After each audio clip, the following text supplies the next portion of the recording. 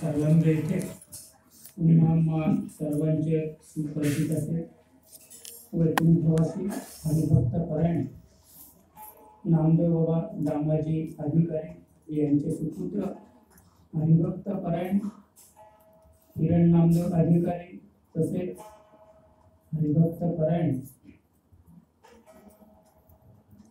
रवी नामदेव अधिकारी यांचे कनिष्ठ बंधू हिरण नामदेव अधिकारी ये लोक सोडून परलोकात गेलेले आहेत आणि आजच्या त्यांच्या उत्तर रात्रीनिमित्त मध्य पामाराची अल्पशी कीर्तनरूपी सेवा आयोजित केलेली आहे.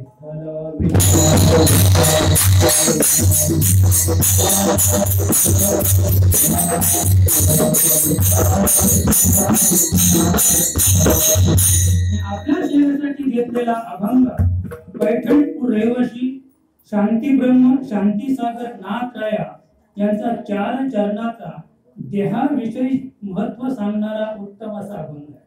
प्रस्तुत अभंगातून नाथराया सांगतात, उलट भावना पालट मनाची, उलट भावना पालट मनाची, काया वाचा देहाची स्थिती. उलट भावना पालट मनाची, उलट भावना पालट मनाची, काया वाचा देहाची स्थिती. होणार ते होय देहाचे पतन, होणार ते होय देहाचे पतन, तेथे कोणा कमी पण आणि रे जयाचे ते देण्याची आहे, आणि रे जयाचे ते देण्याची आहे, वाऊगा सोसवाये काय फळ. होणार ते होय देहाचे पतन, होणार ते होय देहाचे पतन, तेथे कोणा कमी पण येथे राहते.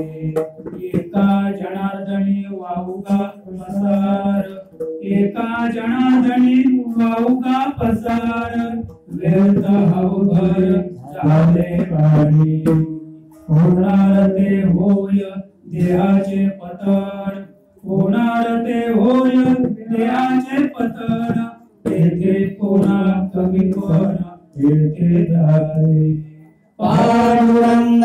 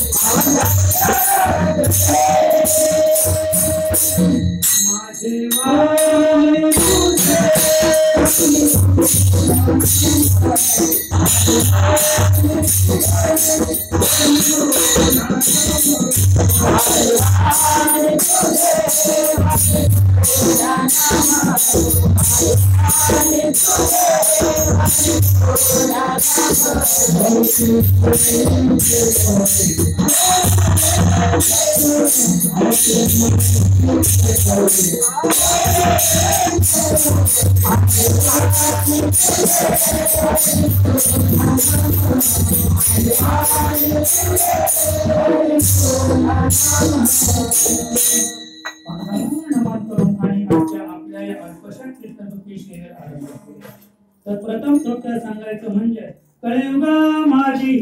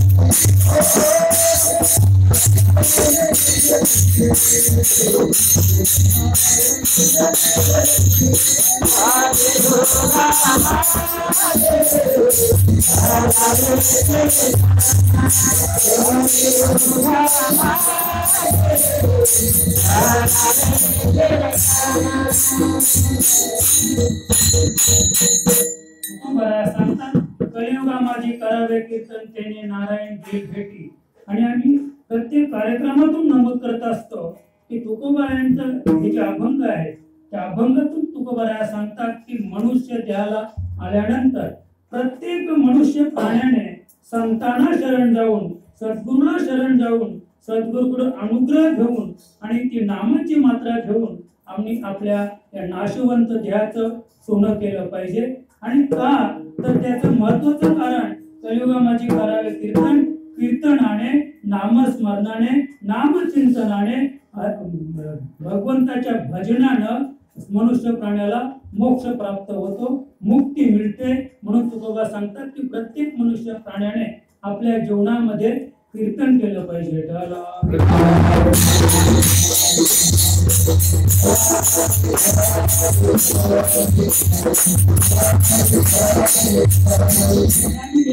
सांगत असतो तीर म्हणजे झाडणे, तणू म्हणजे शरीर, हे शरीर झाडण्याचं साधन या नाम कीर्तन.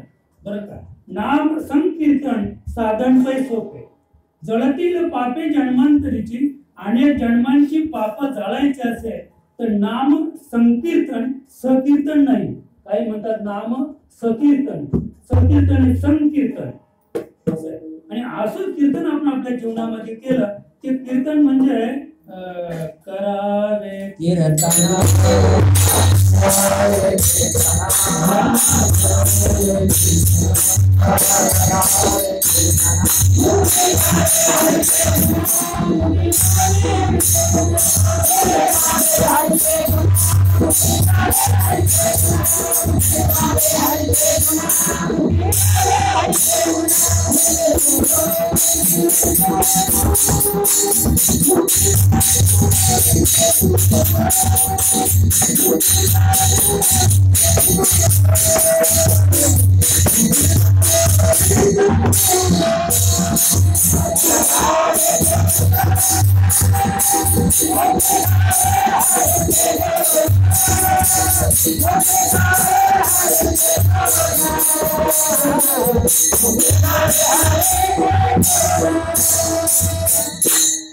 करावे कीर्तन मुखी गावे हरीचे गुण का तर त्याचं महत्वाचं कारण की आपण आपल्या जीवनात जर कीर्तन केलं नाही कशाला का तर आपलं अधोगती प्राप्त होईल आणि अधोगती थांबवायची असेल जन्मवनाची रहाटी चुकवायची असेल तर आपण आपल्या जीवनामध्ये कीर्तन केलं पाहिजे. कीर्तनाची व्याख्या आपण ऐकली. या शरीरामध्ये 6 उंदीर आहेत. काम, क्रोध, लोभ, मोह, मद आणि मत्सर हे जे 6 उंदीर षडविकार, हे षडविकार घालवण्यासाठी आपल्याला नाम मात्रा हे उत्तम साधन आहे बरं का. आणि त्या नाम मात्रेचा पण विचार केला, उपाय केला तर निश्चित आपल्याला या षडविकारापासून मुक्ती प्राप्त होईल. आणि षडविकार गेले की मग तुका म्हणे देह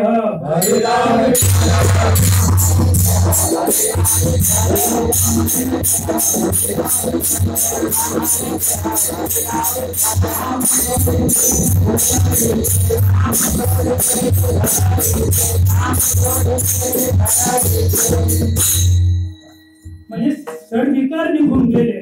त्यांनी एक घर खाली केलं की तुका म्हणे देव भरीला विठ्ठल. देह विठ्ठल रूप होईल. देव पाहावयासी तुकोबारा सांगतात देव पाहावयासी गेलो तेथे देवाची होणी गेलो. आपलं देव व्हायचं असेल आपण देव पाहायला गेलो पाहिजे. आणि देव पाहायचा असेल तर उलट उलट माघाऱ्या प्राणी धीर गोते खाशी भरला मायेचा लोंढा वाहून यायची. आपण या संसार रूपी प्रवाहाच्या विरुद्ध दिशेने आपल्याला मार्गक्रमण करायचं. हा संसार रूपी जो प्रवाह आहे तो थोडक्यात सांगायचं की त्र्यंबकावरून गंगा निघते आणि ते समुद्राला जाऊन मिळते. पण परमार्थाची जी वाटचाल आहे ती कशी नाथ महाराज सांगतात की वनपुलीचे पाणी आड्यावर नेती. म्हणजे उलट उलट माघाऱ्या आपल्याला उलट फिरायचं. आपली परमार्थाची दिशा आहे ती संसाराच्या उलट दिशा आहे. आणि म्हणून आजचा जो प्रसंग आहे अतिशय दुःखाचा प्रसंग आहे. अगदी ऐन तारुण्यामध्ये आमचे हरिभक्त परायण किरण महाराज अधिकारी हे इहलोक सोडून नव्हे हा संसार सोडून त्याचे पुढे आपली आई, आपले भाऊ, आपली पत्नी आणि अन्य अधिकारी परिवार या सर्वांना सोडून ते गेलेले आहेत. हा अतिशय दुःखद प्रसंग आहे.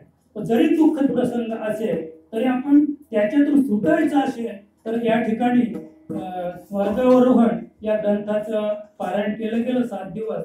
आपण पाहिलं असेल की ज्यांच्याकडे देव राबत होता भगवान श्रीकृष्ण ज्यांच्याकडे राबत होता एवढंच नाहीये तर भगवान श्रीकृष्ण ज्यांची घोडी धुत होता, रथ हाकीत होता, द्रौपदी कारण पाठीराखा नारायण. द्रौपदीची पाठराखण ज्याने केली, अर्जुनाची ज्याने सारथ्य केले, असे भगवान ज्या कुटुंबामध्ये होते त्या कुटुंबाची वाताहत आपण स्वर्गावरून या ग्रंथातून पाहिली असं महाराज की स्वर्गापर्यंत कुणीच गेलं नाही.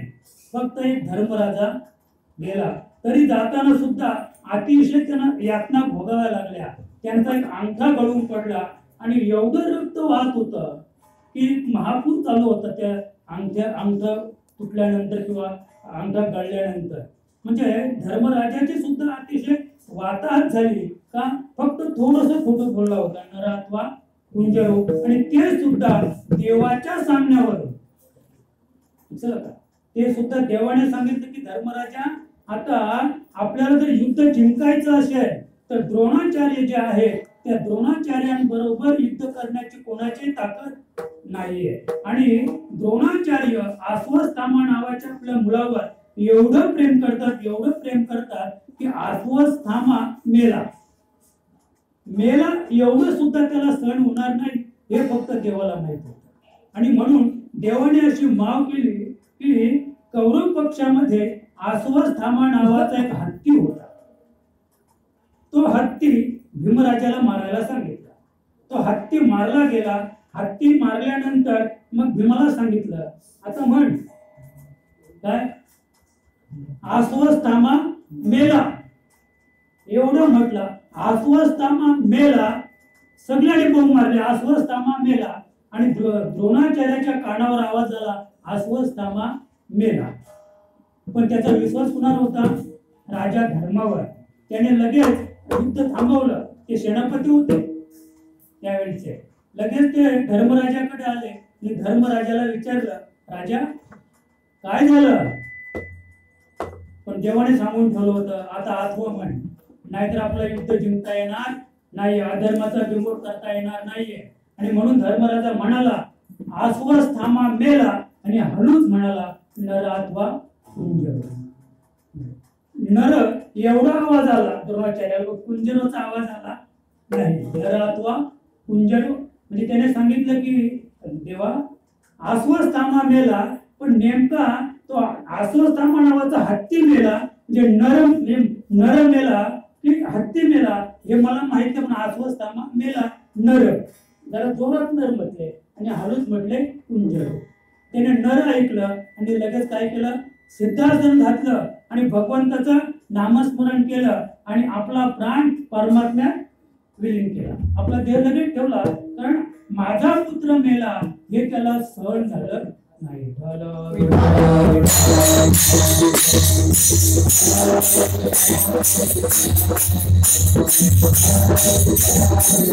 मला एवढं सांगायचं आहे की देवाच्या सांगण्यावरून उगीच अथवा किंचित खोटे बोलले तरी सुद्धा त्या खोटेपणासाठी आपला अंगठा गमावा लागला. आणि आम्ही मात्र रात्रंदिवस खोटे बोलतो, तुम्ही सांगता म्हणून नाही. लक्षात का? आणि मग त्याचा परिणाम, त्याचं प्रायचित्त आपल्याला भोगावा. आजचा जो प्रसंग आहे, मला हे का सांगायचंय, अतिशय दुःखद प्रसंग आहे. आज त्यांची आई, त्यांचे 2 भाऊ आणि अधिकारी कुटुंब यांच्यावर अतिशय दुःखाची छटा आहे. आम्ही या ठिकाणी बसून गेलो आणि किरण त्याच्या बाबतीत जर सांगायचं झालं तर अतिशय गंभीर आणि दीर्घ आजाराने त्यांचा मृत्यू आहे. अल्पशा आजाराने नाही, अतिशय गंभीर असा आजार होता आणि दीर्घ आजार. काही वर्ष 2-3 वर्षापासून त्याच्या म्हणजे ब्रेनचं एक ऑपरेशन झालं होतं आणि तोच आजार पूर्ण बरा न झाल्यामुळं अगदी अस्तव्यस्त स्थितीमध्ये तो दिवस कंटत असताना त्याच्यावर काळाने घाला घातलेला आहे. अतिशय दुःखद प्रसंग आहे. पण एक गोष्ट लक्षात ठेवायची, तुकोबा सांगतात देह जाणार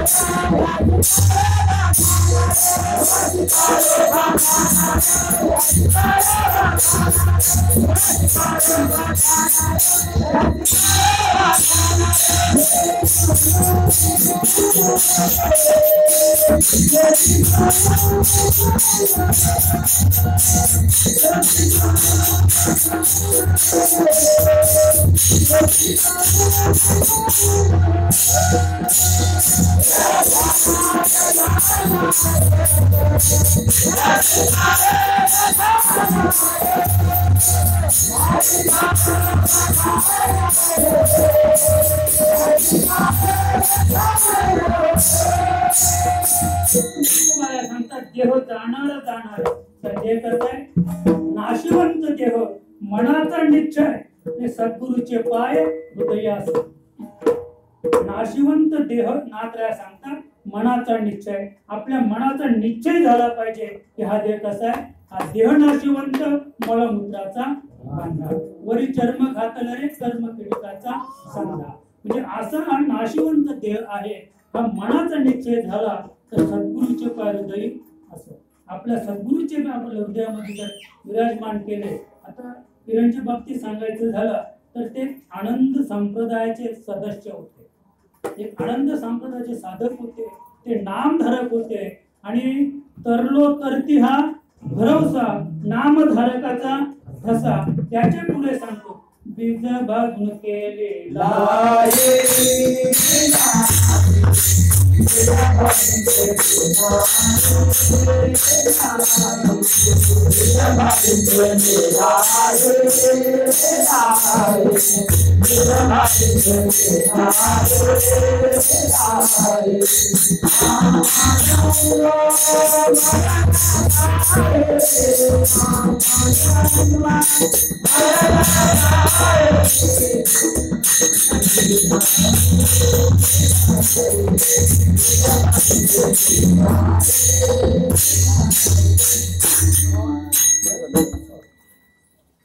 बीज भाजून केलेलाही आम्हा जन्म मरण नाही.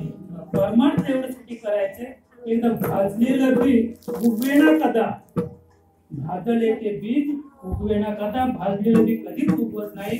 त्याचप्रमाणे नाम संकीर्तनाने, नामाच्या अनुग्रहाने, नामाच्या बोधानं जरी आपला मृत्यूला, आज त्यांना मृत्यू आलेला आहे पण मृत्यू उत्तम आहे, त्याने देहाचं सोमतेचं झालेलं आहे, पण उर्वरित जी मंडळी आहे त्यांची दुःखमय स्थिती आहे. एरवी आपण विचार केला तर सांगतात देह हे काळाचे, धन कुबेराचे, येथे मनुष्याचे काय आहे. अतिशय दुःखद प्रसंग आहे आणि म्हणून आपली आजची कीर्तनरूपी सेवा आहे ती काली एकला करायची. आता आपल्याला विमानात चालायचं आणि कुठे चालायचं, आपल्याला खालून चालायचं.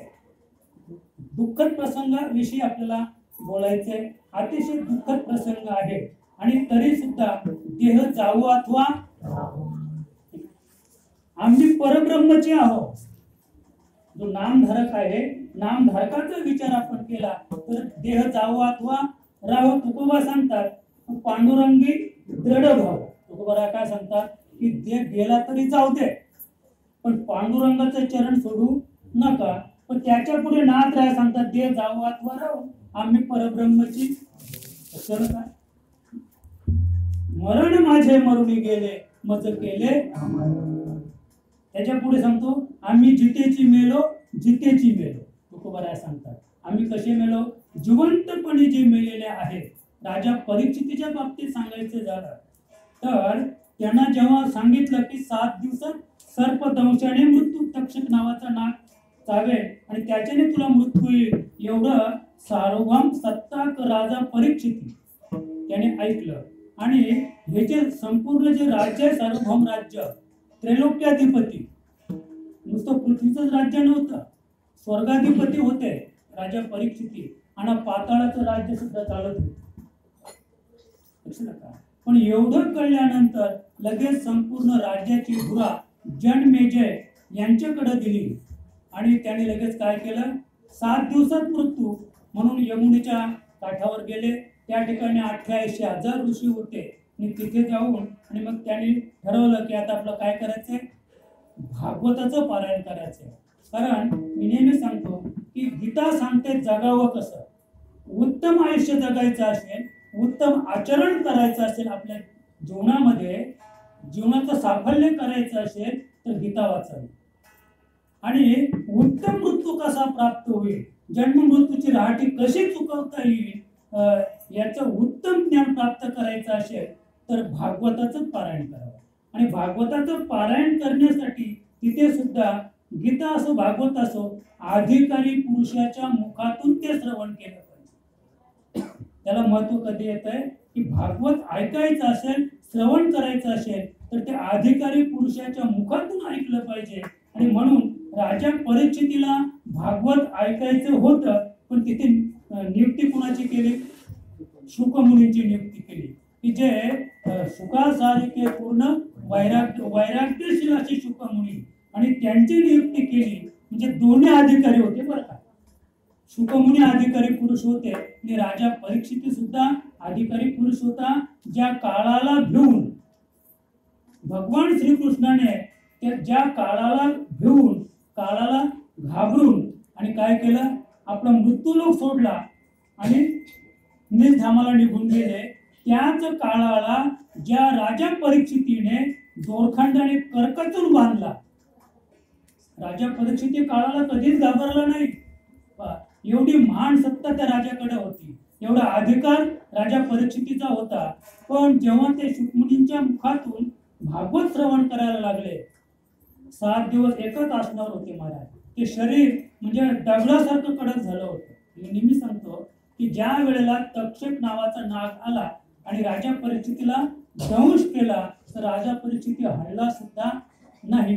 फक्त मला काय सांगायचंय, पिंड जळला होता, शुंभ जळला होता, फक्त शिल्लक होता पिंड. माहिती ना आपल्याला, लोकसत्ता वगैरे पेपर आहे, पेपर पेटवा, फक्त पेटवल्यानंतर तुम्ही पाहिलं तर तुम्ही पेपर वाचू शकता, पेपर वाचू शकता. त्याच्या पुढे सुंब जळला तरी पीठ जात नाही, काथ्या काथ्या पेटवा, त्याचे झालेले असते राग, पण त्याचा पीळ तसाच असतो. स्पर्श केला की राग दिसेल, स्पर्श नाही केला तर त्याला पीळ असेल, पण ते जळलेलं आहे. तसं म्हणजे राजा परीक्षिती हे बसलेले होते, पण कसे होते?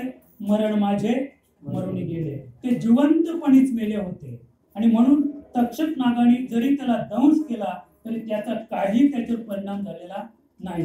त्याचप्रमाणे आता फक्त आपल्यातून किरण गेलेला आहे, आपल्यातून जरी किरण गेलेला आहे, पण नामस्मरणाने देह ठेवल्यामुळं त्या देहाचं काय झालेलं आहे? भवितव्य उज्ज्वल झालेले. जन्म नाही रे आणि तुका म्हणे माझी भाका.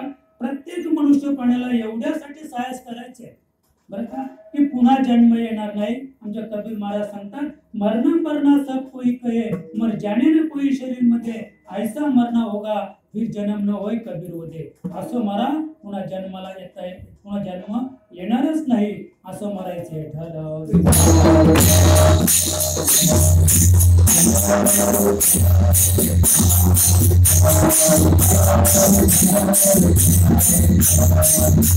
सांगतात, आत्मा तो देही नाशिवंत,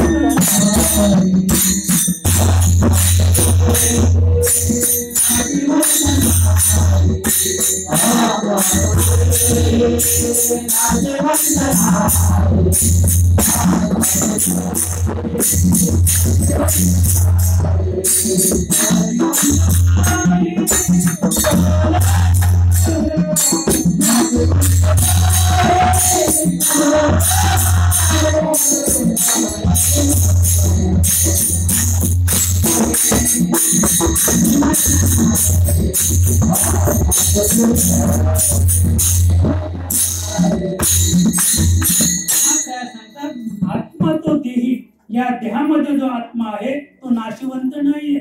मग अमर कोण आहे? आत्मा अमर आहे. आम्ही नेहमी सांगतो आत्म्याला वय नाही. कारण जेव्हा पंडितांच्या सभेमध्ये माऊली ज्ञानोबा यांचा वयाचा विचार झाला, त्यावेळेला मुक्ताबाईने सांगितलं की ज्ञानाला वय नसतं. तर ज्ञान कोणत्याही वयामध्ये तुम्ही प्राप्त करू शकता. वयाच्या 16व्या वर्षी त्याने ज्ञानेश्वरी मिळली. मला काय सांगायचे, वयाच्या 7व्या वर्षी ज्याने आढळपद प्राप्त करून घेतलं ध्रुव बाळाने, वयाच्या 5व्या वर्षी उपमन्यू बाळाने त्याला दुधाचा सागर भगवान शंकराने दान केला. म्हणजे एवढी ताकद, एवढी शक्ती नामाच्या बळाने प्राप्त होत असते. नामस्मरण करण्यासाठी वयाची, जातीची, कुळजाती, वर्ण हे आघवेची का आकारण, एक माझे पण सार्थक ये. माऊली काय सांगते की भगवंत अर्जुन सांगतात की कुळ, जाती, वर्ण हे आघवेचे का अकारण. इथे कुळाचा, जातीचा, वर्णाचा विचार केला जात नाही. एक माझे पण सार्थक. एक फक्त तुम्ही काय करा, माझे म्हणजे माझं भजन करा, मद्रूप व्हा, बस तुमचं सार्थक झाल्याशिवाय राहणार नाही. आणि म्हणून आपल्यातून गेलेली जी व्यक्ती आहे त्या व्यक्तीविषयी दुःख आहे, पण त्याने जे नामस्मरणाने आपल्या देहाचं सोनं करून घेतलेलं आहे. फक्त अल्पवयात व्यक्ती गेली आणि त्याच्यामुळं जी अन्य मंडळी आहे त्यांच्या पश्चात जे काही त्यांचा परिवार आहे त्या परिवाराला जे दुःख झालेलं आहे, मी भगवंताला एक विनंती करू इच्छितो की भगवंता त्या सर्व अधिकारी परिवाराला दुःख पचवण्याची ताकद दे.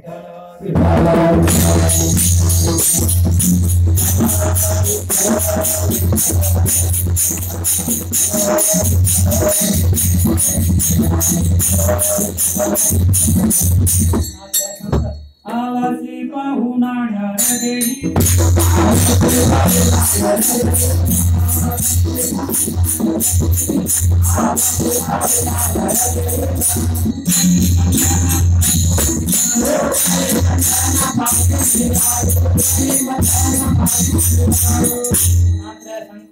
आलाशी पाहुणा नरदेही जाणा.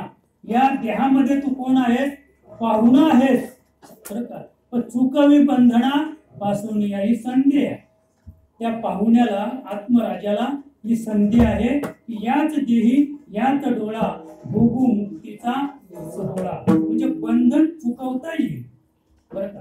तर पाहुणा नाथराज सांगतात वस्तीकर वस्तीशी आला आणि प्रातःकाली उठून गेला. हा पाहुणा नाही बरं. वस्तीकर म्हणजे कर्मधर्म संयोगाने नाईलाजाने रात्र झाली म्हणून ह्या गावामध्ये आला. ओळख कोणाचीच नाही, ओळख कोणाची नाही, नातं नाहीये, काही नाहीये, पण रात्र झाल्यामुळे या गावात आला आणि पोलीस पाटलाकडे म्हणा, सरपंचाकडे म्हणा, एखाद्या वारकऱ्याकडे म्हणा, तो थांबला. वस्तीकर वस्तीस आला, थांबला त्या ठिकाणी, नातं होतं नाही आणि प्रातःकाली उठून गेला. सांगा तुम्ही, आता ज्याच्याकडे वस्तीला होता त्याला काही दुःख झालं का गेला म्हणून? नाही. बरं, तो तिथे राहिला त्याला काही आनंद होता का? नाही. तर ज्या घरात राहिला ते घर माझं, ते घर माझं नव्हतंच. नाही, पण एक नीतीचा नियम आहे. योनी मार्गे ज्याचे जनन सवेची मरण लागले. नाथ महाराज सांगतात की योनी मार्गाने जो जन्माला आला त्याच्या बरोबरच मरण आहे. त्याच्याही पुढे सांगतो बरं का, म्हणजे जेव्हा जन्म नाही आला तेव्हाची मरण पाठी लागला. नाथराय सांगतात म्हणजे जन्माला येण्यापूर्वीच मरण त्याच्या पाठीमागे आहे. गर्भी माये घेवो, नाथराय सांगतात गर्भी माये घेवो. ते बाल गर्भात आहे तरी आम्हाला भीती आहे. किती भीती आहे? प्रत्येक महिन्याला ती बाई डॉक्टरकडे जाते, सोनोग्राफी करते, बाळ बरोबर आहे का, उलट आहे का, सुलट आहे का, त्याची वाढ होते का, अद्याप काही ते नाल वगैरे गळ्यात गुंडलेले आहे का, फास लागण्याची शक्यता आहे का. गर्भी ठाई घेवो, लक्षात का, म्हणजे गर्भात सुद्धा त्या बाळाला मरण भावो इतकेची, म्हणजे मरणाच्या भावाची भीती गर्भातील बाळाला सुद्धा आणि त्या जिच्या पोटामध्ये गर्भ आहे त्या आईला सुद्धा भीती आहे. म्हणजे गर्भाला सुद्धा भीती आहे आणि म्हणून सवेची मरण लागलेशी, आपल्या बरोबरच ते मरण आहे आणि त्या मरणापासून कोणी चुकलेलं नाही. म्हणून नाथराय अभंगाचे पहिल्याच्या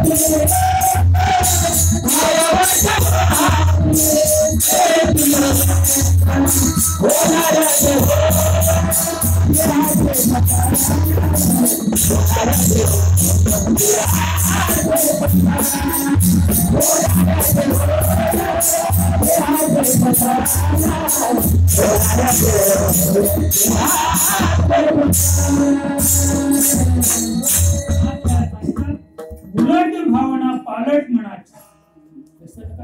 म्हणजे जन्म मृत्यूची जी रहाटी आहे ते मन करारे प्रसन्न सर्व सिद्धीचे कारण. म्हणजे मोक्ष किंवा बंधन हे कुणाचे आंतरिक आहे, मनाच्या आंतरिक आहे. मनाने ठरवलं मोक्ष मिळवायचा, मोक्ष मिळेल. मनाने ठरवलं बंधनात पडायचं, बंधनात पडता येईल. म्हणजे पालट मनाची, लक्षात का? म्हणजे मन जे आहे ते कधी पालटेल याचा भरोसा, कारण मन चंचल चंचल हाती घेई गुरुचे बळ. चंचल मन जे आहे ते कधी पालटेल याचा भरोसा नाही. उलट भावना, लक्षात का? वास्तविक पाहता हा देह जाणारच आहे, देह नाशिवंतच आहे. पण मनाने ठरवलं का हा देह नाशिवंत आहे? कधीच ठरवलं नाही. मनाला माहिती आहे हा कधीच जाणार नाही. उलट मला काय सांगायचंय की पालट मनाची, म्हणजे मन हे पालट आहे आणि पालटल्यामुळं त्याला उलट भावना, त्याची भावना कशी होते? उलटी होते. आणि उलटी भावना झाल्यानंतर त्याला हे कळत नाही काया वाचा देहाची स्थिती आहे. काया वाचा देहाची स्थिती आहे म्हणजे देह जो आहे तो जाणारच आहे, देह नाशवंतच आहे, तो काही राहणार नाही. तो मनाने कधी ठरवलंय का? कधीच ठरवलं नाही. ना त्या सुंदर सांगतात की पाहुणा हा देह जाईल टाकून. पाहुणा हा देह म्हणजे याच्यात कोण आलेला आहे? पाहुणा. म्हणजे या घरामध्ये एक पाहुणा आलेला आहे. पाहुणा हा देह जाईल टाकून एका जनार्दनी दुःख काय? नाथ महाराज सांगतात की या देहामध्ये जर पाहुणा आलेला आहे, आता आपल्या घरी पाहुणा आलेले, पाहुणा गेलं तर आपलं काही दुःख आहे का? नाही.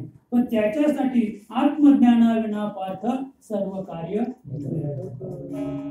म्हणजे आत्मज्ञानाशिवाय हे आपल्याला उमगणार नाही. आता अगदी ऐन तारुण्यात आमचे किरण महाराज गेले, किरण बाबा गेले, पण ते गेले म्हणजे नेमकं काय झालं? ते सुटले.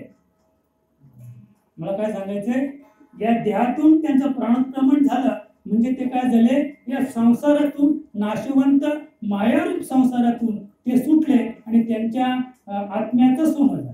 थोडक्यात सांगायचं म्हणजे एरवी पाहिलं आमचे शांतामाई सांगतात, आत्मा नाही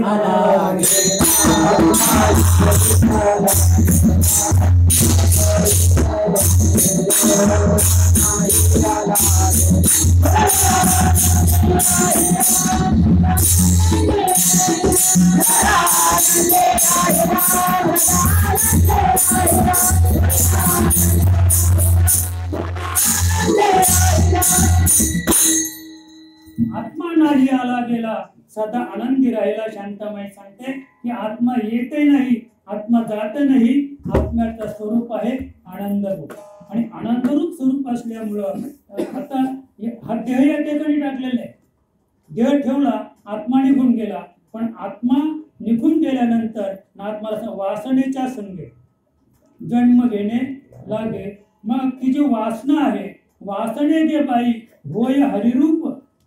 नाथराय सांगतात की जी वासना आहे ती वासना आपल्याला हरिरूप करायची, आणि वासना हरिरूप झाली की मग देह जावा अथवा ही स्थिती आपल्याला प्राप्त होईल. आणि ती स्थिती प्राप्त करण्यासाठी ज्ञानदेव म्हणे भज आत्मदेवा अखंडित सेवा करा त्यांची. काया वाचा देहाची स्थिती आहे, हा देह नाशवंत आहे, आणि म्हणून आपण भगवंताचं भजन केलं पाहिजे. आणि भगवंताचं भजन करून जरी या देहाची स्थिती असेल, देह कालाचे धनकुबेराचे येथे मनुष्याचे आपलं काहीच नाही. यमाचा पाहुणा जाणार जाणार. नाथराय सांगतात हा पाहुणा कोणाचा आहे? यमाचा आहे, आणि तो गेल्याशिवाय राहणार नाही. मग आपल्याला भीती कशाला पाहिजे? मी काय सांगतो, पाहुणा. नाथराय सांगतात यमाचा पाहुणा. पाहुणा कुणाला म्हणतात? आपल्या भाषेत पाहुणा कुणाला म्हणतात? कोणाला म्हणतात माहिती? जावयाला. पाहुणे आले म्हणजे त्या घरातील, त्या जावयाचा सासरा असो किंवा सासू असो किंवा अन्य कोणी असो, त्याला कोणी नावाने हाक मारत नाही. कोण आहे? पाहुणे. म्हणजे पाहुणे म्हणजे अन्य कोणी नाही. पाहुणा म्हटलं की जावय. मग यमाचा पाहुणा, मग मारी ती तोडी ती जोडी ती निष्ठू जावयाला. अरे त्याची मुलगी सुखाने नांदायची तिथे, मग त्या जावयाला मारेल का सासरा? नाही मारणार. अपराध केला तरी मारणार. पण तो कोण आहे? यमाचा. यमाचा पाहुणा माऊली हरिपाठात सांगते यमाचा पाहुणा प्राणी होय. तो यमाचा जर पाहुणा असेल तर यम त्याचं काय करेल? आदर सत्कार करेल की मारेल? मग तुम्ही म्हणाल मग तुकोबा काय सांगतात? मारिती तोडीती झोडीती निष्ठूर यमाचे किंकर, ही आम्हाला भीती घातली महाराज. संत सामान्य जडमूड जीवाला भीती घालतात.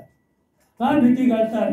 तर समाजाची जी व्यवस्था आहे ती व्यवस्था बिघडू नये, माणूस उदंड होऊ नये, अधिक पाप करू नये, पापाला त्याने घाबरलं पाहिजे. म्हणजे पाप केल्यानंतर यमराज तुम्हाला घेऊन जातील, मारतील, तोडतील, अग्निबाह्य स्तंभाला कवटाळतील किंवा उकळत्या तळ्यामध्ये तुम्हाला तळतील. या सगळ्या गोष्टी आणि संत का सांगतात की आपल्या ठिकाणी भीती निर्माण केली. लक्षात का? त्याच्या पुढे मी हे सांगतो की आईच्या उदरामध्ये खाली डोकं आणि वर पाय या स्थितीमध्ये ते लहान बाळ असतंय आणि सांगतात, पण मी नाही सांगत कधी, की तिची स्त्री आहे, तिला जेव्हा डोहाळे लागतात तेव्हा ती लाल मिरच्यांची चटणी खाते, मुरबाचे खडे खाते, माती खाते, कोळसा खाते, अन्य काही काही खाते आणि त्याच्यामुळं ते बाळ आहे ते पोळलं जातंय, त्याची चांबी सोडली जाते आणि मग त्या बाळाला काय होतं, पोटामध्ये दाह होतो. दुसरं का? पण मी नेहमी सांगतो की ते बाळ म्हणजे इतकं वातानुकूलित, ती जी पिशवी आहे ती वातानुकूलित पिशवी आहे महाराज. गर्भपिशवीवर एक पाण्याचं आवरण आहे, गर्भपिशवीवर पाण्याचं आवरण आहे आणि त्या आवरणाच्या वरती एक दुसरं आवरण आहे, बरं का? म्हणजे कितीही जरी ऊन पडलं, 100 म्हणजे किती जरी म्हणजे थोडक्यात की 50 सेंटीग्रेडला जरी उन्हाला असेल तरी त्या बाळाला ऊन लागणार नाही. ते कसं आहे, वातानुकूलित आहे.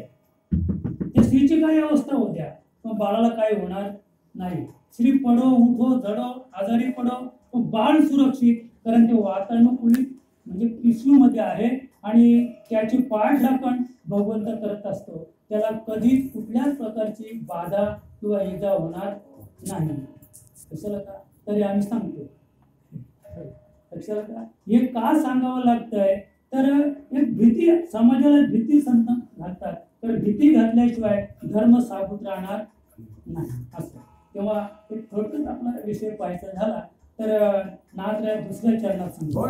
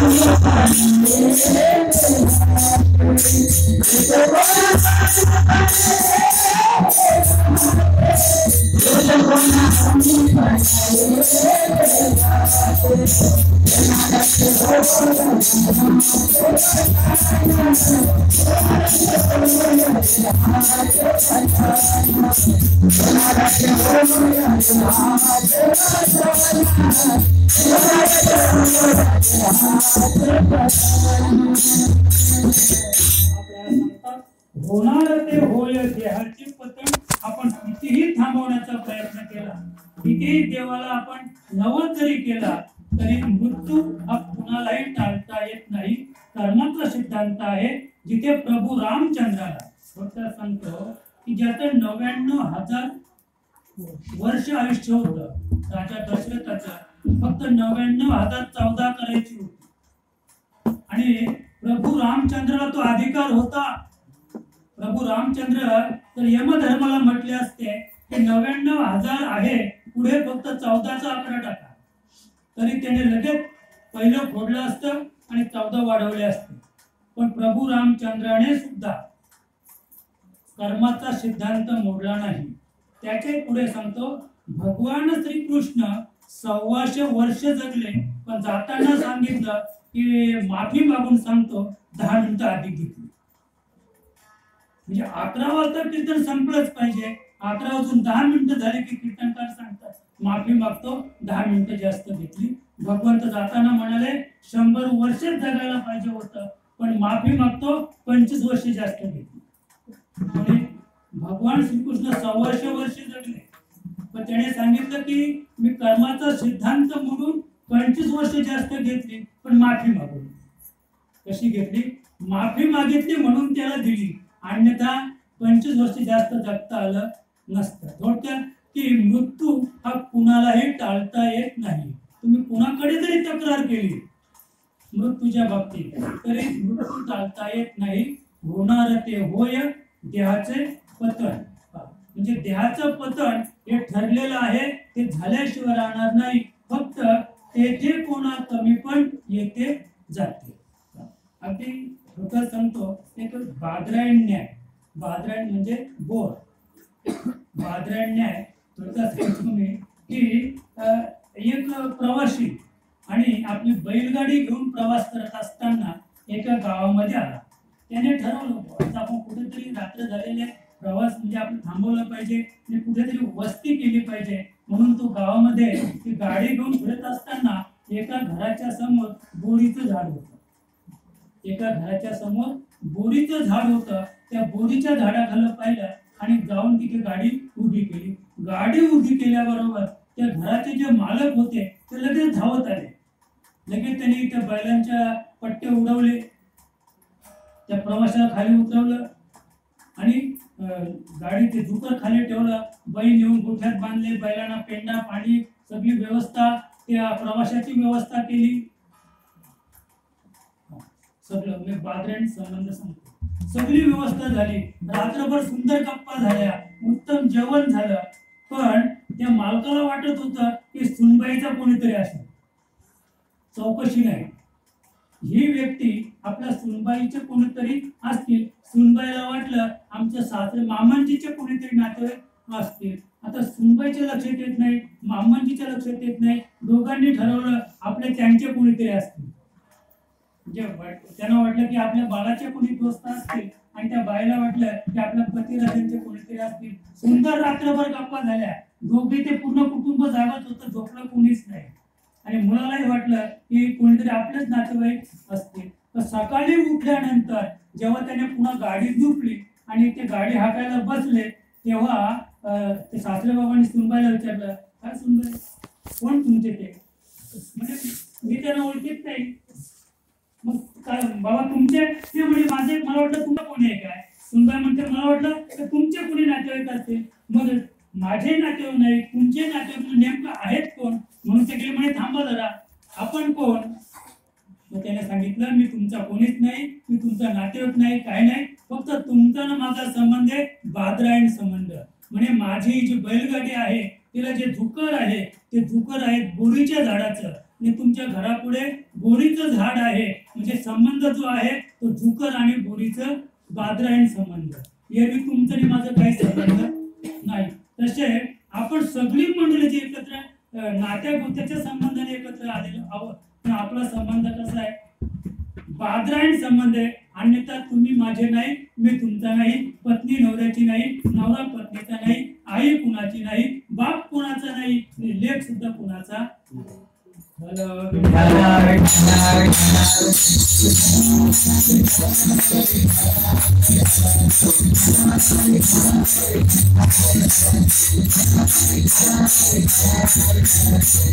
म्हणून आपल्याला सांगतात होणार ते होय देहाचे पतन. म्हणजे हा जो देह आहे ते देहाचं पतन हे ठरलेलं आहे.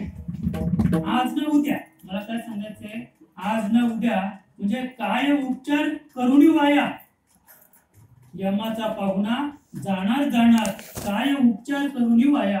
आज जरी आपण उपचार केला, उदाहरणार्थ आपल्याला अल्सर झाले म्हणजे आपल्या आतड्याला काही होल पडलेले, आपण डॉक्टरकडे गेलो आणि उपचार केला, तेवढं होल पडलेलं आतडं कापून काढलं, नवीन आतडं बसवलं आणि हा म्हणजे व्यवस्थित झाला, आजार निघून गेला. आता सांगा नाथराय सांगतात काय उपचार करुणी वाया, उपचार केला तो सुधारला सुद्धा, आजार निघून गेला, मग आता मरणारच नाही, आता मरणार नाही की मरेलच. मला काय सांगायचंय, होणार ते होय देहाचं पतन. जरी आपण आज जर केलं आणखी 10 वर्ष पण जावंच लागेल, पतन हे ठरलेलं आहे. म्हणजे देहाचं जे पतन हे ठरलेलं आहे. आणि म्हणून नाथराय सांगतात की तेथे कोणा कमी पण येते जाते. आता आपण पाहिलं, आता आमचे किरण गेल्यानंतर त्यांच्या आईला वाटतंय तर मी गेले असते बरं झालं असतं. जेव्हा आम्ही पहिला फोन केला कोणाला, रवीला जेव्हा मी फोन केला की वो काय कंडिशन आहे, तर त्याने सांगितलं असं असं आहे. तो इतकं फोनवर रडायला लागला की बाबा म्हणे मी गेलो असतो बरं झालं असतं, पण किरण जगायला पाहिजे होता. हे कशामुळं, तेथे कोणा कमी पण येते जाते, म्हणजे काहीतरी कमी पण आहे. आई जगते आणि तिचा मुलगा जातो, हे आईच्या ठिकाणी काय आहे, उणेपणा आहे. पण असं काही नियम नाही शास्त्राचा बरं का. आजा मेला पणजा मेला बाप मसना गेला, देखत देखत नातू पंतू तोही तैसा.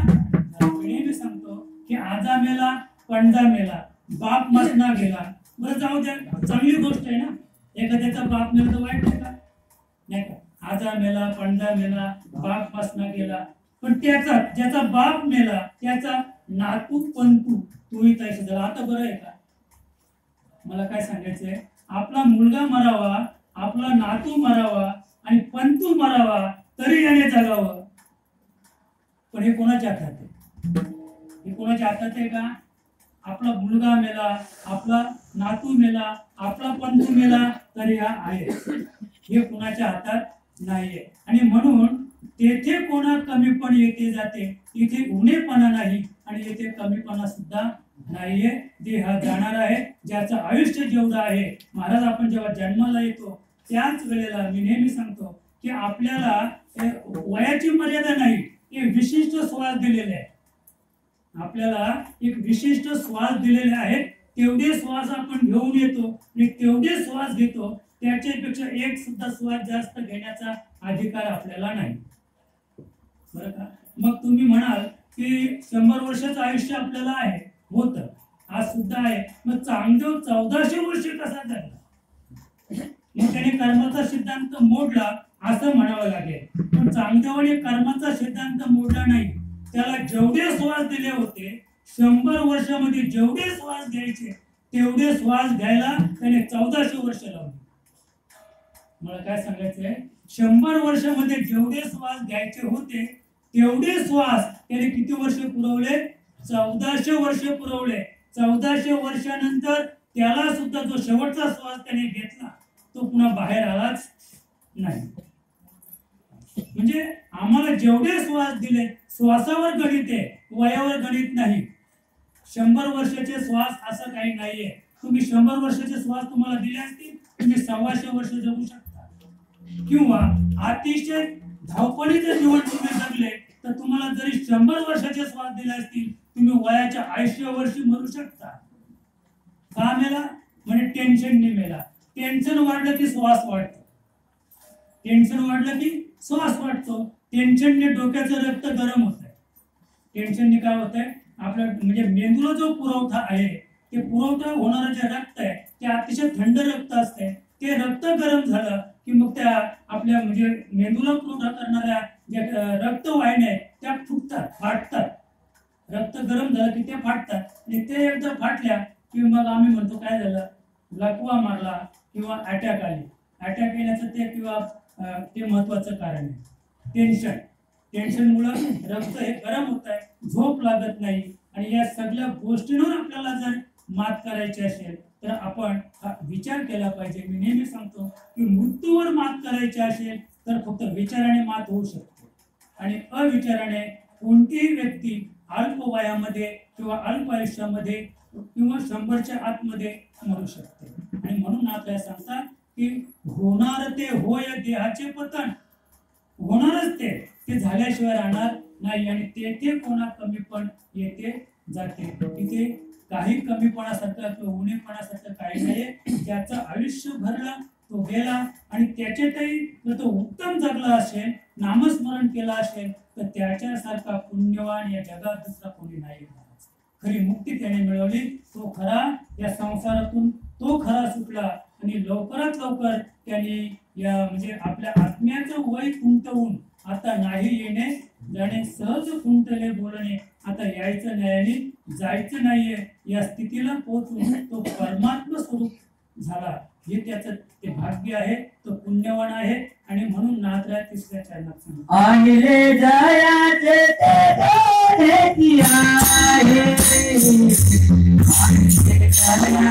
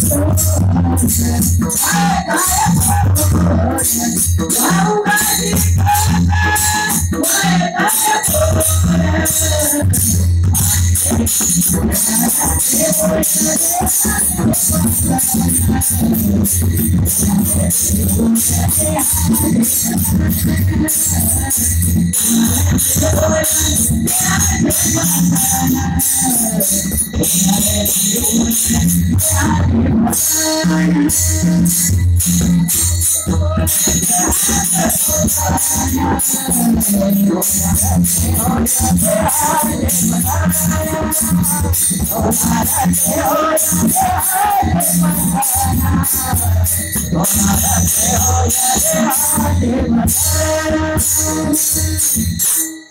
आणिले दयाचे ते देण्याचे आहे. च लावले बरं त्या ठिकाणी नाथांनी च लावलेले. आणिले दयाचे ते देण्याचे आहे, वावगा सोस वाहे काय फल. सोस म्हणजे चिंता, वावगा म्हणजे उगीच. आणिले दयाचे ते देण्याचे आहे. आपण एखाद्याचं उसणवारी केलेले उसने आणलेले आहे, ते काही का होईना पण देण्याची आहे. त्याचप्रमाणे हा जो देह आहे हा कुणाचा आहे, पाचांचा उसना आणलेला आहे.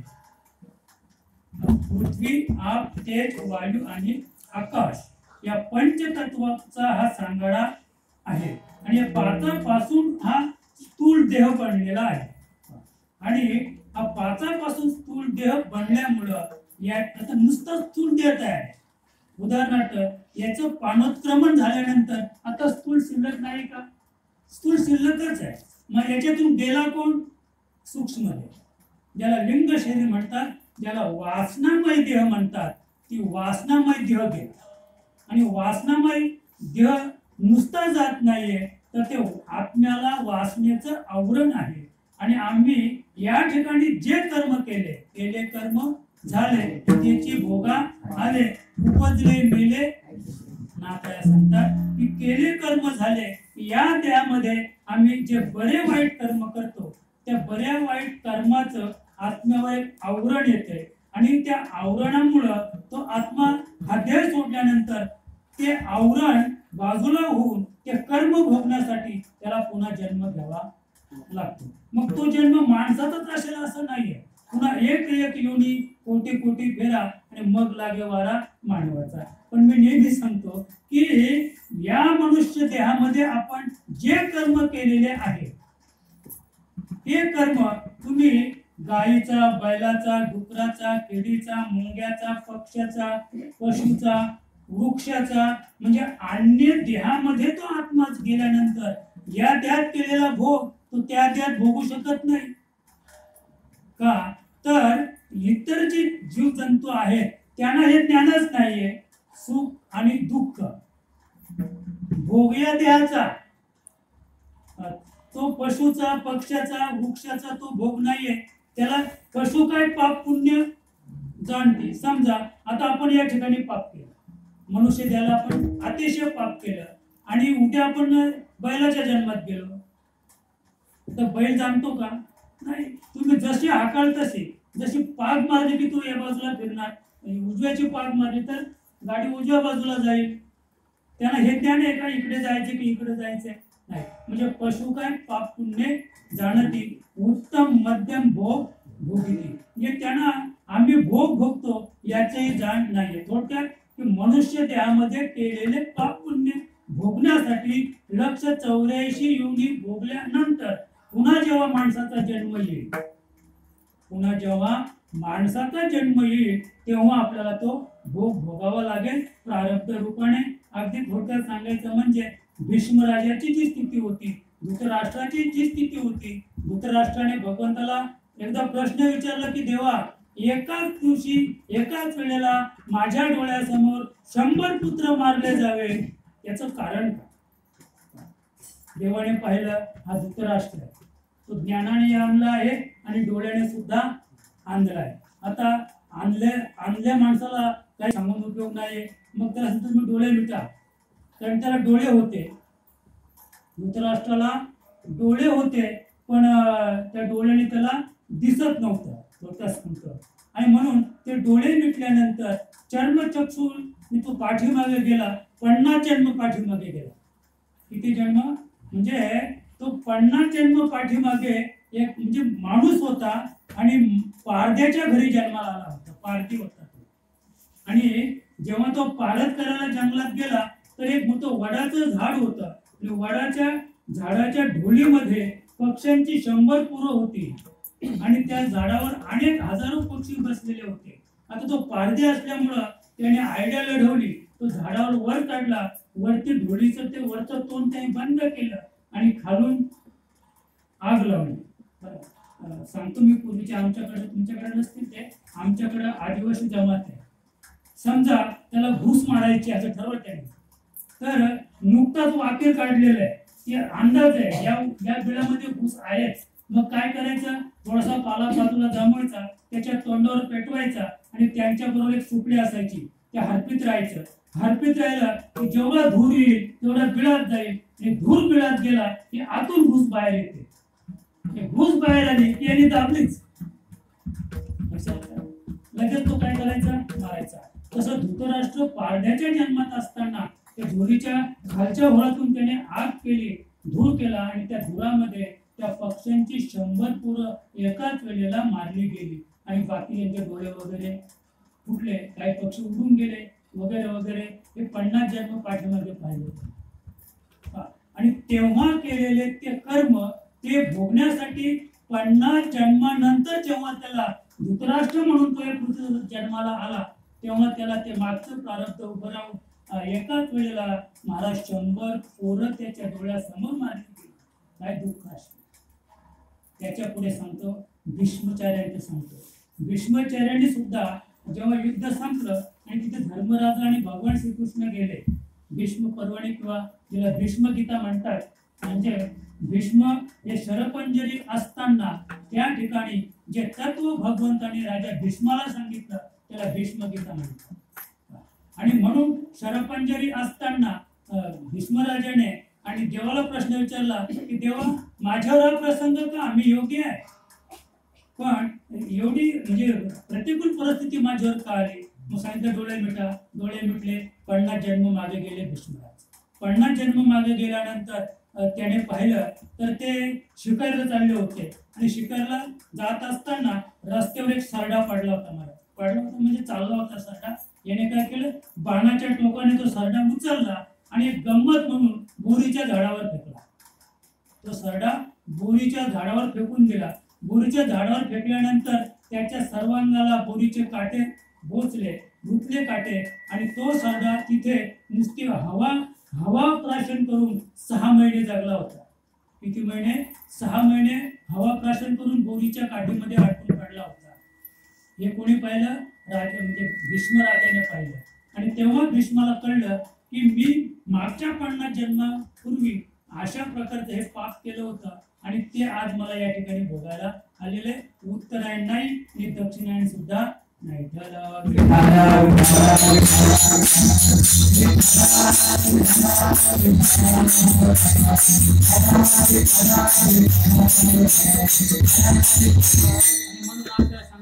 आणले जयाचे ते देण्याची आहे.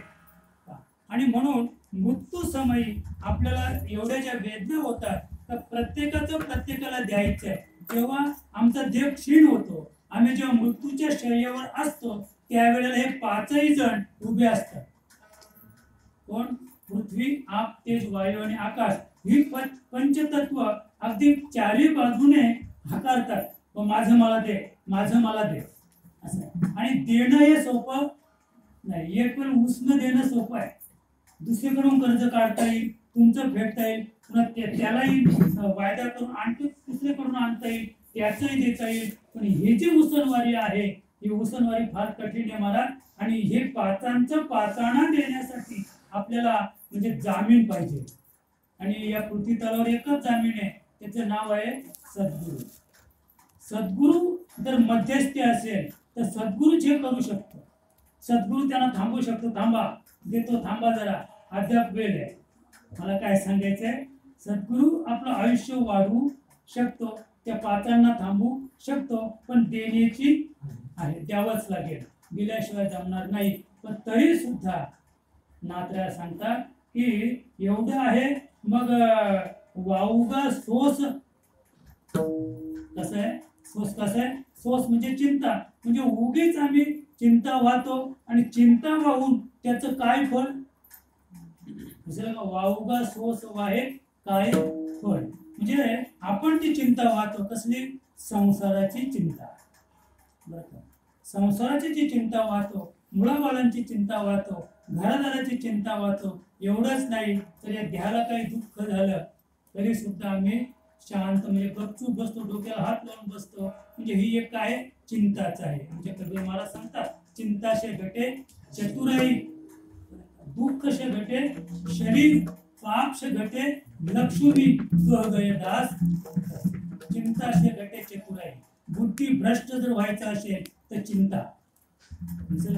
म्हणजे सोस, वावगा सोस वाहे काय पण. म्हणजे आपण या प्रपंचाची, घरादाराची, मुलाबाळांची, संसाराची किती जरी चिंता वाहिली तरी त्याचं फळ आपल्याला प्राप्त होणार. काय फळ? फळ काहीच नाही. फळ एवढंच आहे, मरून जाय. दिसलं का? याच्या पलीकडे काही फळ नाहीये. म्हणून आपल्याला काय करायचंय? चिंता व्हायची नाही. वावगा सोस वाहे काय फळ? काहीच फळ नाही. का फळ नाही?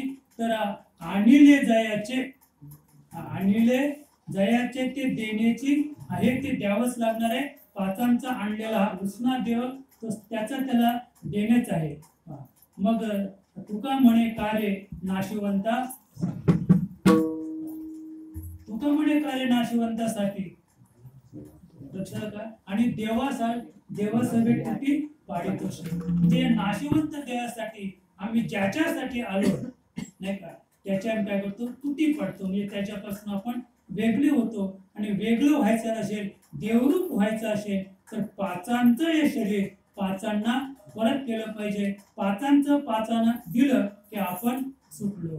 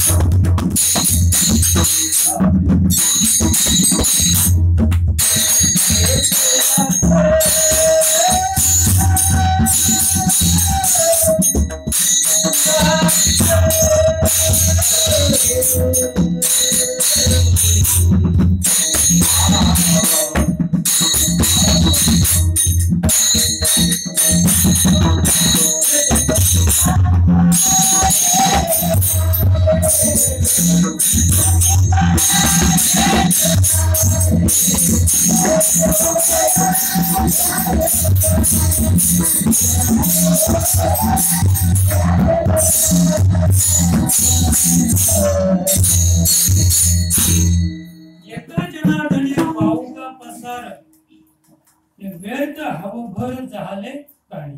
मात्र शेवटच्या छंदात सुंदर सांगतात वाऊगा म्हणजे उगीच कारण नसताना पसार. पसार लक्षात का कन्यापुत्र बाळे सुखाचे संगाती दुःख होता जाती अपवा. म्हणजे जेवढे जीव जेवढे प्राणी म्हणजे प्राणी हे कसं आहे मनुष्य प्राणी हा संघप्रिय आहे. मनुष्य प्राणी कसा आहे संघप्रिय आहे. वाघ एकांत प्रिय. वाघ किंवा सिंह असेल किंवा राजहंस असेल. बाबा सांगायचे राज थवे नाही. राजहंस एकटाच असतो. सिंह एकटाच असतो आणि वाघ सुद्धा एकटा असतो. पण पशु हे संघप्रिय आहे. माणूस हा संघप्रिय प्राणी आहे. म्हणजे जरी आपण एकमेकाची संगत करतो पण संगत कुठपर्यंत आहे सुखाच्या संगाती. कन्यापुत्र बाळे सुखाच्या म्हणजे ही संगत कुणाची आहे तुमची आमची नाही सुखाच्या संगाती. आणि दुःख होता जाती आपोआप. म्हणजे सुखाचं दुःख झालं की पुन्हा सगळी जिकडे तिकडे गेली. मी एक उदाहरण नेहमी सांगतो. कुठलं? 6वीचे हातेरी धरले त्याने काकोळे ते माते स्मरले तयाच्या पशुत्व वाव झाले पावलिया माते. म्हणजे 2 गंधर्व आणि त्याला शाप दिल्यामुळं ते एक मृत्यूलोकी आले. 12,000 वर्ष त्यांचं वय होत. म्हणजे हत्ती आणि नक्र किंवा मगर. आणि कालांतराने जेव्हा हत्ती त्या सरोवरात पाणी प्यायला आला त्याने त्याचा पाय पकडला. पाय पकडल्यानंतर तो हत्ती पाठीमागे पाहायला लागला. त्याची पत्नी होती, 100 पोरं होती. त्याने सगळ्यांनी त्याला पकडलं, बाहेर आणण्याचा प्रयत्न केला, पण पाण्यामध्ये त्यांचं काही चाललं नाही. आईने सांगितलं, 100 पोरांना आज्ञा केली, द्या सोडून. काय सांगितलं? द्या सोडून बापाला. 100 पोरांनी बापाला सोडलं. सोडल्याबरोबर नकराने म्हणजे मगराने बऱ्याच खोल पाण्यात नेलं. अगदी तो हसतो असतो, अगदी मरणासन्न तो हत्ती झाला. आणि जरा पाठीमागं पाहिलं तर 100 पोरं आणि आपली पत्नी अगदी जंगलात निघून गेली होती. कोणी राहिलं नव्हतं की आता बाप जिवंत आहे की मेलाय पाहायला. आणि मग त्याच वेळेला त्याला आठवण झाली आणि त्याने काय केलं? 6वीचे हातेरी धरले त्याने काकुळे ते माते स्मरले. म्हणजे कोण सांगतात? भगवंत सांगतात. कुठे सांगतात? गीतेमध्ये अर्जुनाला सांगतात, 6वीचे हातेरी धरले त्याने काकुळे ते माते स्मरले तयाचे पशुत्व वाव झाले पावलिया माते. त्याने सांगितलं की हत्तीने माझं स्मरण केलं, माझं नामस्मरण केलं. अगदी म्हणजे काय केलं? कमळाचं फूल तोडलं आणि भगवान विष्णूला अर्पण केलं. आणि त्याबरोबर भगवान विष्णू धावत आले आणि हत्तीला उचललं. डॉक्टर सांगतो, हत्तीला उचलल्यानंतर नकराने फिर्याद केली. म्हणे, देवा तुम्ही भेद करता, मलाही घेऊन चला. त्याला वाटलं बरं वैकुंठाचं सुख नाही का. संतांनी ते ओक मांडले बरं का. म्हणजे ओकारी प्रमाणे वैकुंठीचं किंवा स्वर्गीचं सुख तुकोबरायाने मांडलेले असं. पण त्या नकराने फिर्याद केली की मलाही घेऊन चला. देव म्हणतात तुला नेता येणार आहे, तू पापी आहेस.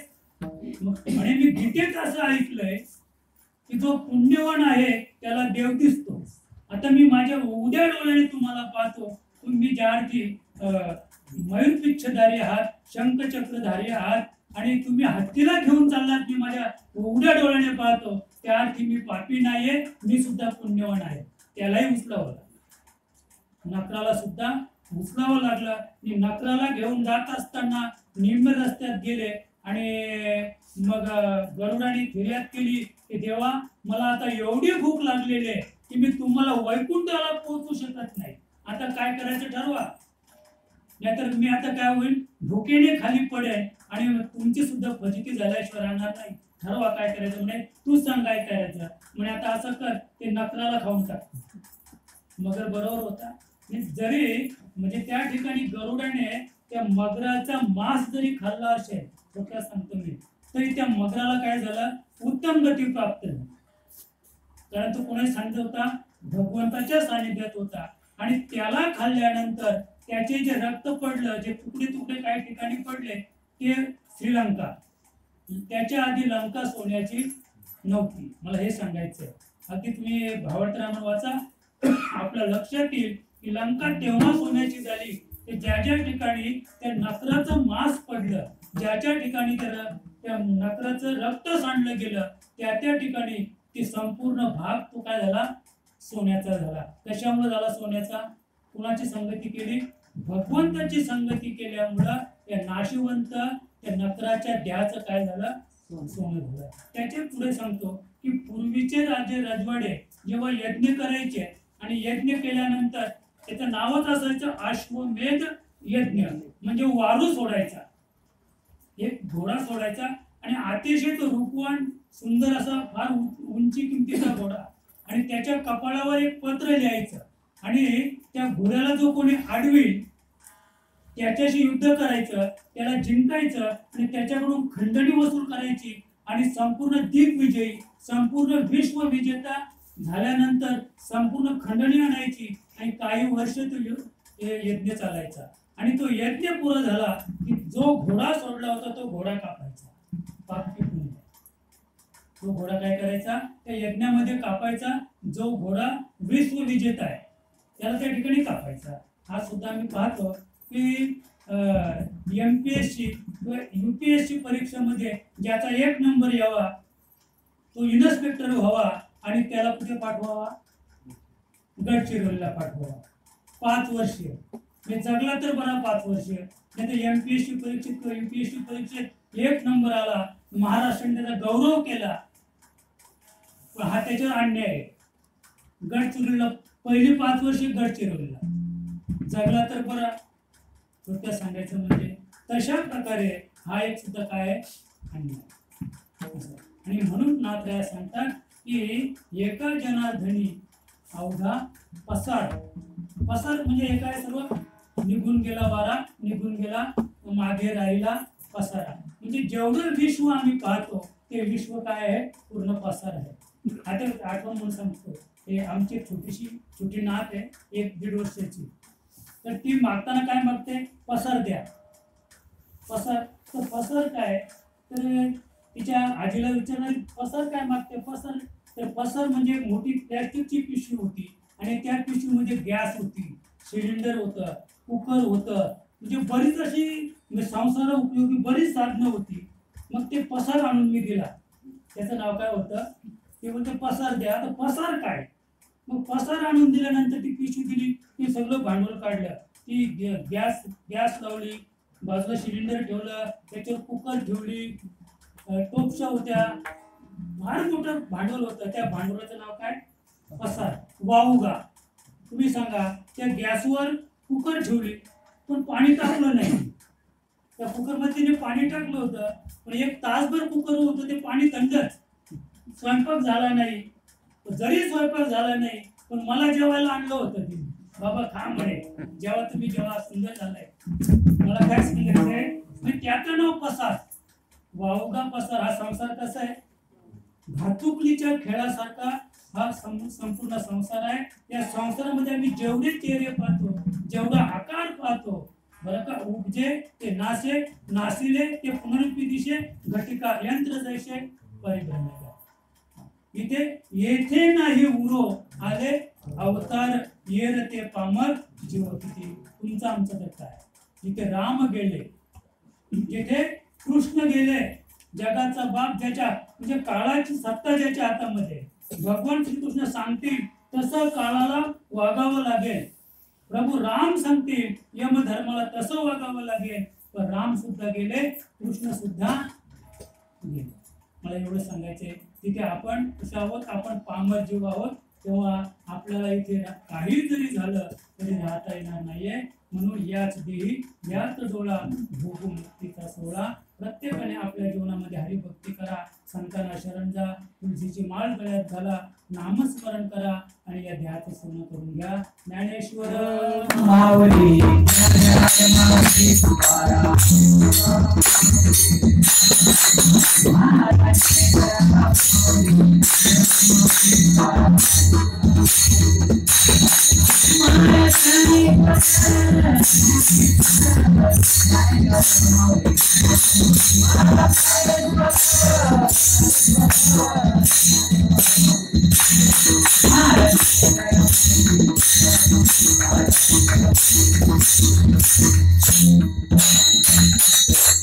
तेव्हा आजचा आपल्या सर्वांच्या गावातील हा जो अंतिम प्रसंग आहे, अतिशय दुःखद असा प्रसंग आहे. दुःखद प्रसंगामध्ये तुम्ही आम्ही सर्व मंडळी या कुटुंबाचं दुःख सांत्वन करण्यासाठी आलेलो आहोत. आणि दुःख वजा करायचं असेल तर फक्त एक नामस्मरण, काही नेनो प्राणा टोना, नामस्मरणा वाचून आपल्याला दुःख कमी करायचं असेल तर एका नामस्मरणाशिवाय तुम्ही कोणत्याही प्रकारे दुःख सांत्वन करू शकत नाहीये. मी नेहमी सांगतो की काही माणसं आली, जाऊ द्या, आयुष्य तेवढंच. मी नेहमी सांगतो की आयुष्य तेवढंच आहे असं म्हणता येणार नाहीये.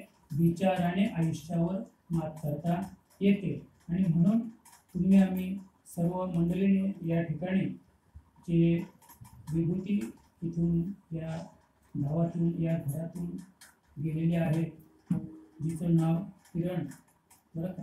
आता किरण हे नाव सुद्धा नंतर ओदेत ठेवलेली या नावा ओदेत उठी. वास्तविक पाहता हे म्हणजे जो आत्मा आहे, आत्म्याला वय नाही, आत्म्याला नाव नाही, आत्म्याला आकार नाही आहे, आत्म्याला काहीच नाही आहे, असा जो निराकार निर्गुण आत्मा जो आहे तो आत्मा हा देह सोडून गेलेला आहे. आणि तो आत्मा देह तेव्हा सोडतो की तो देह काही कामाचा राहत नाही. थोडक्यात जेव्हा देह काही कामाचा राहत नाही तेव्हा आत्मा त्या देहाला सोडून आणि दुसऱ्या देहामध्ये प्रविष्ट होतो. पण त्याच्या पुढे आपण नामस्मरण करत असलो तर दुसऱ्या देहामध्ये प्रविष्ट न होता तो परब्रह्मामध्ये लीन होतो, परमात्मा स्वरूप होतो. आणि म्हणून आपल्या जीवनामध्ये नेहमी आपल्याला एक देहावर प्रक्रिया करायचे. स्थूल, सूक्ष्म, कारण आणि महाकारण हे 4 देह आहेत. आपल्याला फक्त स्थूल देहच माहिती. मी नेहमी सांगतो की स्थूल देह त्याला प्रेत योनी म्हणतात किंवा शव त्याला म्हणतात. त्याच्या पुढे लिंग देह आहे, वासनामय देह आहे आणि वासनेच्या संगतीने आत्मा हा पुढच्या देहामध्ये प्रविष्ट होत असतो. म्हणून वासने गे बाई होई हरिरूप, वासना हरिरूप केली की आपण परब्रह्म स्वरूप झाल्याशिवाय राहणार नाही. त्याच्या पुढे कारण देह आहे, अज्ञानमय अवस्था आहे, शून्य अवस्था आहे. त्या ठिकाणी योगी जन जाऊन सुद्धा फसले. कारण देहाला योगी कारण देहापर्यंत गेले आणि पुढे सगळं अंधार आहे. आणि अंधार असल्यामुळं, शून्य अवस्था असल्यामुळं त्याने ठरवलं पुढे काहीच नाही, कारण त्यांना वाटाड्या नव्हता. सद्गुरू वाचवणे सापडेना सोय. आपण सद्गुरूला शरण गेलो असाल तर सद्गुरू आपल्याला त्या अंधकारातून, अज्ञान रूपी अंधकारातून बाहेर काढून, आणि नामदेव महाराज सांगतात आपण होऊन घेऊथा पुढा चालेल महाकारणापर्यंत गेल. आणि महाकारणाच्या पुढे गेल्यानंतर उन्मनीच्या सुखात पांडुरंगात भेटी देत निश्चित आपल्याला भगवंत भेटी देईल. आणि भगवंताची भेट झाल्यानंतर आपलं देह हे भगवत स्वरूप होईल. म्हणून आज जी व्यक्ती गेलेली आहे ती व्यक्ती पुण्यरूप होती आणि तिच्या जाण्याने घरामध्ये जरी एक अवकाळा पसरलेली आहे, घरामध्ये एक उणीव, एक पोकळी निर्माण झालेली आहे, तरी सुद्धा त्यांनी आपल्या देहाचं सोनं करून घेतलेलं आहे. उर्वरित जी मंडळी आहे त्यांना झालेलं जे दुःख आहे त्या दुःखाचं सांत्वन होण्यासाठी आपण एक छोटंसं भजन करूया. तुकाराम तुकाराम